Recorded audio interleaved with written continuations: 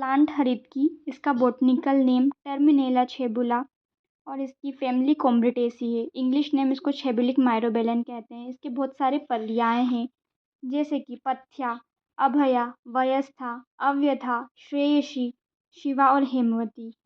और इसकी जातियाँ मुख्य तरह से भाव प्रकाश में वर्णित है, जिन्होंने 7 हरितकी की जातियाँ बताई हैं। पहली है विजया, दूसरी रोहिणी, तीसरी पूतना, छठी जीवंती, 7वीं चेतकी।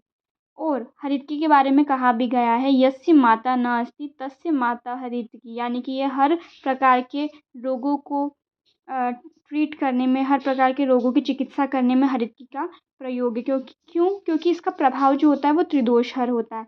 अब हम देखेंगे कि हरितकी के रस पंचक क्या है। हरितकी वीर्य में उष्ण होती है, विपाक में मधुर होती है, गुण में लघु और रुक्ष गुण वाली होती है। इसका रस पंचक इम्पोर्टेंट है कि ये पंच रस युक्त होती है, लेकिन इसमें लवण रस नहीं होता है। तो क्या हुआ, इसमें पंच रस से युक्त है ये, लेकिन इसमें लवण रस नहीं है। प्रधान रस इसमें कषाय रस होता है, और इसी कारण से ये क्या होती है, त्रिदोषहर होती है। ये विभिन्न प्रकार की व्याधियों में इसका प्रयोग होता है। तो इसका आम्लिक प्रयोग क्या होगा, ये त्रिदोषहर है। ये कब्ज में, वमन में, अर्श में, अजीर्ण में, प्लीहा वृद्धि में, त्वचा संबंधित विकार में हरितकी का प्रयोग किया जाता है।